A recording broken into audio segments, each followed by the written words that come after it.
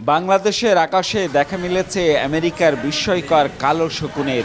হাজার হাজার মাইল দূরের মার্কিন মুলুক থেকে কিভাবে এই পাখি পৌঁছলো বাংলাদেশের আকাশে তা নিয়ে রীতিমতো বিস্ময়ে গবেষকরা।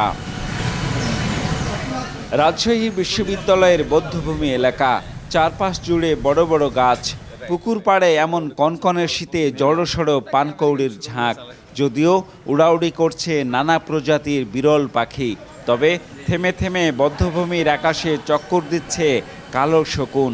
ঠিক এরকম একটি দৃশ্য কয়েক ক্লিকেই ক্যামেরাবন্দি করেন শৌখিন আলোকচিত্রী ও মেডিকেল শিক্ষার্থী তানভীর তাসনিম অভি। পরিচিত প্রজাতির শকুন ভেবেই ছবিটি তোলা, কিন্তু ক্যামেরার ভিউ ফাইন্ডারে তাকাতেই তার চোখ আটকে যায়।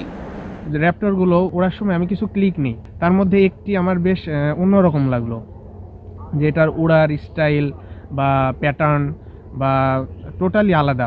পাখির গ্রুপ রয়েছে, ওই গ্রুপগুলোতে দেওয়ার পরে দেখা গেল যে কিছু ভাই টেক্সট করলো যে এটা নাকি আমেরিকান ব্ল্যাক ভালচার।